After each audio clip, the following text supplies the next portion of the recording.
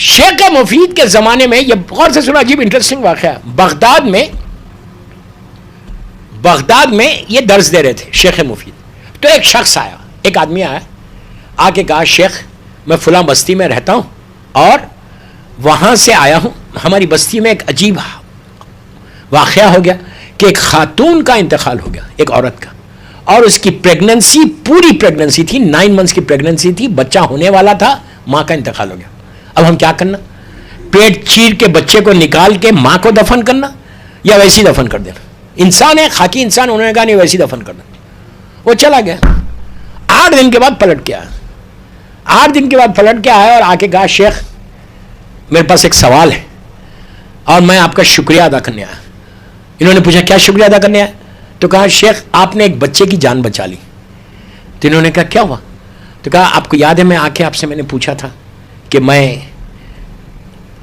بچے کو نکال کے دفن کرنا پیٹ سے یا ویسی دفن کرنا؟ آپ نے کہا تھا ویسی دفن کر دو. تو انہوں نے کہا ہاں میں نے کہا تھا. کہا لیکن فوراً اس کے بعد جب آپ نے اپنے فتوے کو بدلا، مسئلے کو بدلا، جب میں جا رہا تھا، انہوں نے پوچھا واقعہ کیا؟ جب میں کہا میں جا رہا تھا تو پیچھے سے اونٹ پہ ایک شخص میرا نام لے کے پکارا ڈیزرٹ میں، جس راستے سے میں جا رہا تھا. میں پلٹا، میں رکا. انہوں نے کہا کہ اب شیخ مفید نے اپنے مسئلے کو بدل دیا ہے، تو جا ماں کے پیٹ کو چار کر اور بچے کو نکال اور ماں کو دفن کر دے. تو ہم نے ویسے ہی کیا، آج بچہ زندہ ہے. بس یہ سننا تھا. شیخ سمجھ گئے یہ کون تھا جس نے آ کے بچا لیا. حجرے میں گئے، اپنے گھر گئے، جا کے اتنا روئے، رو کے کہا مولا آج کے بعد میں کوئی فتویٰ نہیں دوں گا. آج ہم گھروں میں بیٹھ کے بھی دیتے ہیں، ڈرائنگ رومز میں بیٹھ کے، یہاں نہیں دیتے، میں ایک جنرل بات کر رہا. تو پلٹ کے کہا مولا اب شیخ بوڑھا ہو گیا، اب آج کے بعد فتویٰ نہیں دوں گا. اسی دن رات میں شب میں خواب میں زمانے کا امام آیا. امام نے آگے کیا کہا کہ شیخ تو نے یہ کیا سمجھا کہ میں فتویٰ نہیں دوں گا؟ تیرا کام ہے تو عمل کر، کوئی پریشانی ہوگی، کوئی مصیبت ہوگی، ہم بچا لیں گے آگے. ہم اپنے شیعوں سے غافل نہیں ہیں. ہمارا شیعہ ہم سے غافل ہے لیکن ہم اپنے شیعوں سے غافل نہیں ہیں. ہر لمحہ ہم اپنے شیعہ کو مانیٹر کرتے، ہر لمحہ اپنے شیعہ کے اوپر نظر کرم کرتے. دوستو یہی تو میں کہہ رہا کہ امام سے رجوع کرنا، ساتویں امام کی شہادت کی مجلس میں میں آپ کو یہی بتا رہا کہ اپنے رشتے کو مضبوط کرو، اپنے ریلیشن شپ کو دنیا والوں سے مینٹین کرنے کا یا دنیا والوں سے سٹرانگ بنانے کی وہ ضرورت نہیں ہے. اگر ریلیشن شپ کو بنانا ہے سٹرانگ تو امام سے ریلیشن شپ سٹرانگ کرو. جتنا تمہارے امام سے ہوگا you will get it. اب ساتویں امام کا ایک عمل دے دیتا جو ایک طریقہ ہے.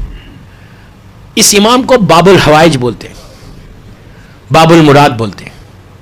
سلسلہ امامت میں یہ وہ امام ہے جس کو باب الحوائج کہا گیا. ہر امام باب الحوائج ہے لیکن اس امام کو مخصوص ہے. خاندان اہل بیت کا یہ دوسرا باب الحوائج ہے. پہلا باب الحوائج آپ سمجھتے وہ کون ہے؟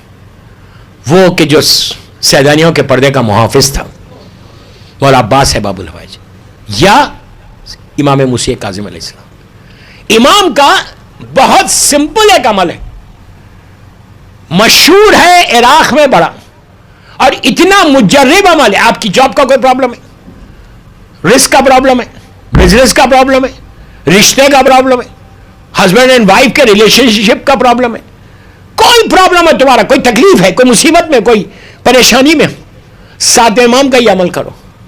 اس لیے کہ اس امام کو باب الحوائج کہا گیا. کراچی میں تو ایک پورا امام بارگاہ ہے، بدھ کا امام بارگاہ بولتے ہیں. جو کراچی والے ہیں وہ تو جانتے ہیں، آج بھی مشہور ہے کراچی میں. وہ عمل میں نہیں دے رہا جو کراچی میں کیا جائے، اس لیے کہ اب آپ لوگ بیٹھے ہوئے، آپ جانتے ہیں کراچی کا تو بڑا مشہور. کراچی والوں سے پوچھیں کہ یہ ساتویں امام کا امام بارگاہ جو ہے وہاں پہ بدھ کا امام بارگاہ سے مشہور ہے. وہاں پہ ایک تصویر بڑی مجرب. دوستو آپ یہاں ہیں، آپ چاہتے ہیں کہ آپ اپنی لائف میں گرو کریں، آپ چاہتے ہیں کہ آپ اچھے پوزیشن پہ آئے، آپ چاہتے ہیں کہ آپ کا بزنس، آپ کی جاب سٹرانگ، کسی کو ویزے کا پرابلم، امیگریشن کوئی پرابلم، یہ عمل کرو امام کا.